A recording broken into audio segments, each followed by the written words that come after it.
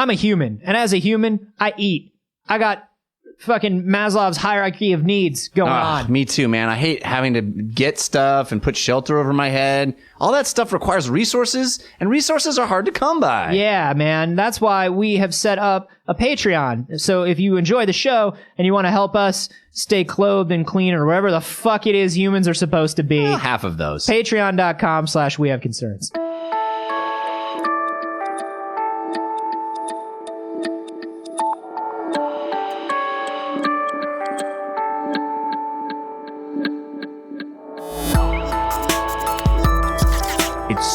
Very plausible. It's picking up on trends that are already happening in the world. This episode nails that. Mm-hmm. So good. All right. You convinced me. I'll watch it. You're going to love it. It's right now. Stuff we... Yeah. Wait. You got to do a show. Yeah, you do it. I'm going to watch Black Mirror. No! This is We Have Concerns. Hi, Anthony Carboni. Hi, Jeff Kanata. Stop watching stuff. Hello, concerned citizens. Hey, I got a story that'll make you stop watching stuff. And hey, have I got a story for you? I got a story, bud. We have established, in regards to squid... They's aliens. We've established octopi. They's aliens. But... They do shit, Jeff. They do shit that nobody should be able to do. This is true. No living thing should be able to do the things a squid can do. They are or an octopus. Terrifying. They're terrifying. They got active camo. They can solve puzzles. Yeah. They can squidge down into like tiny spaces. Yeah. They got get big. Get. They can kill you. They got razors trees, on evidently. their suckers, dude. They got razors on those suckers. They got suckers, and they got razors, and they got razor suckers. They got razor suckers on their tentacle. I don't even want to talk about it. How can something be sucking and raising at the same time? It's, you know what they do is they squirt the ink. Yeah. And you can't see. Yeah, and you're they blind. flail those giant tentacles around. Yeah. And they got razor suckers on them. They're slicing you apart. As they're sucking. Yeah. Evidently. It's terrible. So this was another story since we are on Squid Watch. Squid Watch 2016. Squid Watch has entered 2016, everybody. There are still squid. It's true. And That's they're terrifying. That's all we know. Because we don't want to get too close to the ocean to watch these squids too much. Well, Timothy Wells told us about a sighting that we didn't even need to get too close to them. Good. Usually, these giant Part of Squid Watch is being ever vigilant, but from a very safe distance. Yes. Don't get close to these things. Here's the thing. We don't know what the safe distance is anymore. No. The distance is growing ever shorter because they are encroaching on our turf. That's the problem. They brought the battle to us. Yeah. Well, they realized that we weren't coming to them anymore, and they realized they had to come to us. And this is what's happening. Timothy Wells is on it. He's vigilant. He saw this article in The Guardian about a giant squid, 3.7 meter long squid. These things get as big as 13 meters long. So this is like a smallish giant squid. For those of you in America, 13 meters is 378,000 feet. That is extraordinary. This 3.7 meter long squid was spotted in Japan swimming under fishing boats in Toyama Bay on Christmas Eve. Dude, Japan is like Squid Watch 1. It is. Thank goodness we have vigilant spotters in Japan because Toyama Bay, Christmas Eve. People excited about Christmas Eve, doing a last bit of Christmas shopping, getting some fishing in before the big like you rush. do. You only have one more fishing day until Christmas. Exactly. And you don't want You gotta catch the big one for your wife. You don't want your kids to have coal in their stockings. They need good fish. But then it turns out your wife gave up her aquarium to get you a new fishing net. And then you...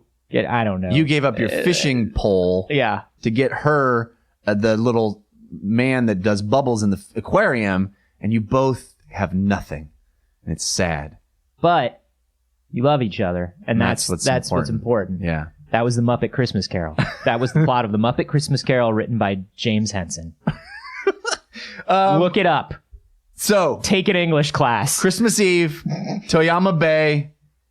People hanging out by the bay, as one does on Christmas Eve, and they spot this red, look at him, red giant squid, 3.7 meters long, swimming near the top of the water. They don't do that. They stay deep. Why is it it looks like it's painted red. Like it looks like it actually took war paint. It looks like it took one tentacle and it was like yeah. It's like the beginning of Braveheart. That one squid is I like how we're both obviously thinking of one specific moment from one specific recent movie, and we still feel like it's not okay to say it. Yeah, I'm not going to say that.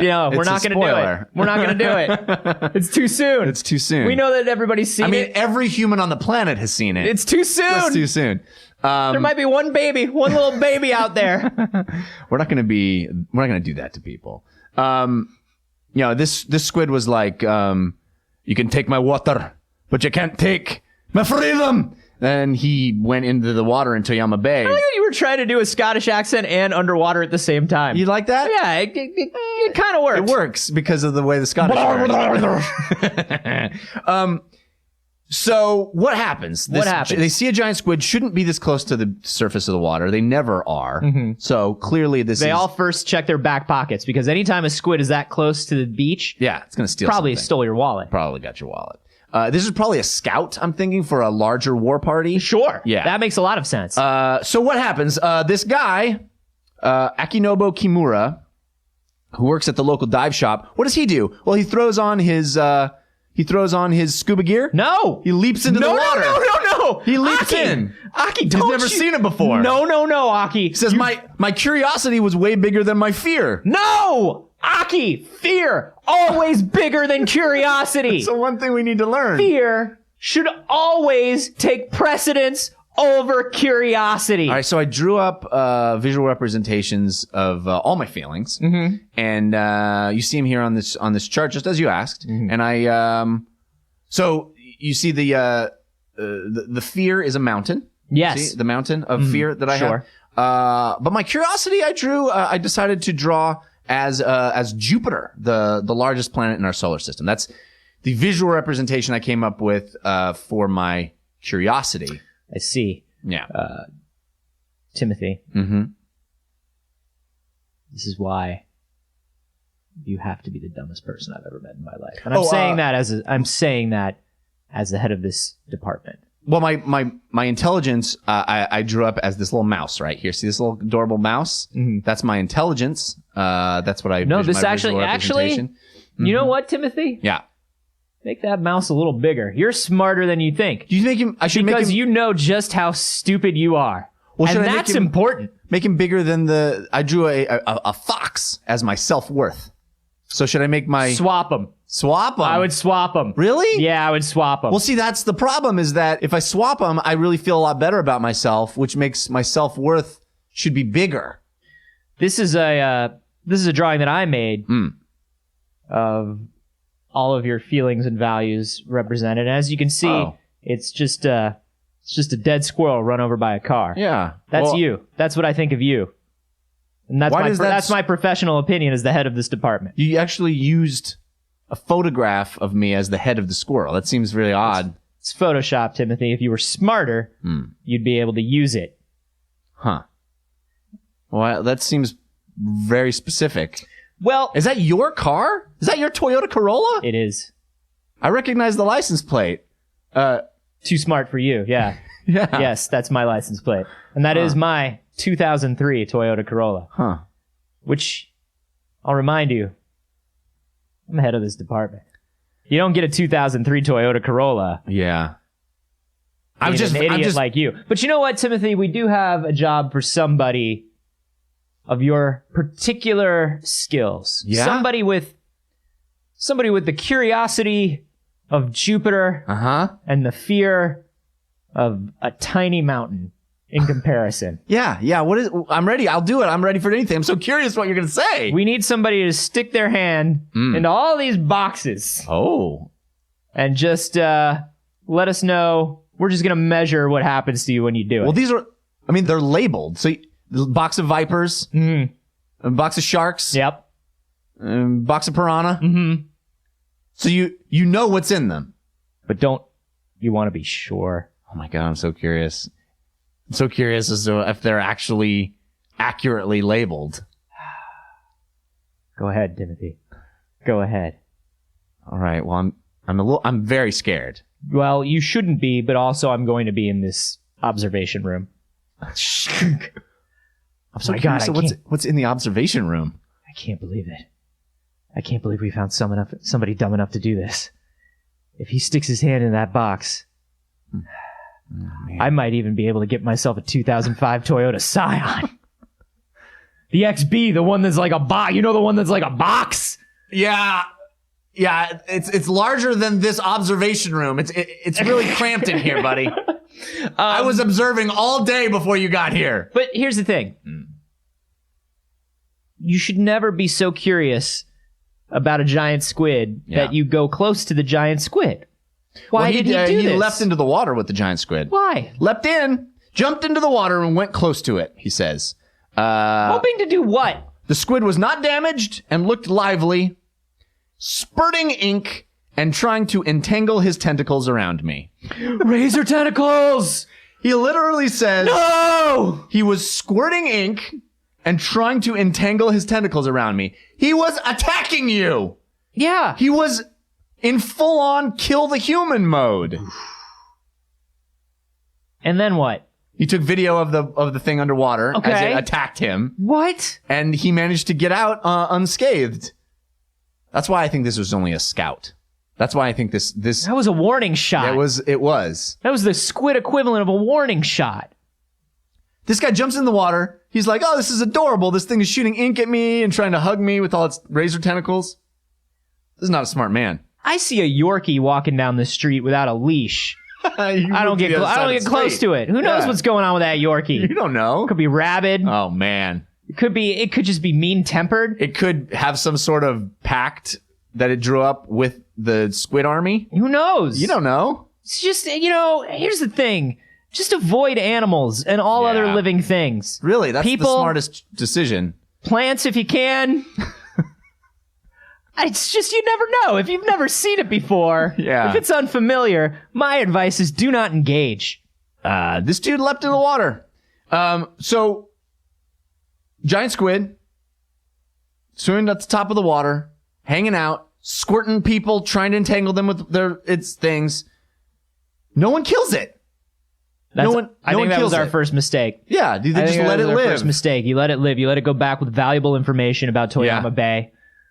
And it knows that we got it on video, so it's coming for that video. Right. If I know anything from action movies, it wants that video. It wants that video. It doesn't want anybody to have proof of its existence. Somebody has stuck that file on a USB stick. Yeah. And is now ferrying that across the country, and there's going to be a series of chases and or action sequences to try to get that USB stick. If I know anything about action movies right now, it's that all the fun stuff happens in and around USB sticks. It's mostly USB sticks. Yes. USB sticks are basically, here's the thing.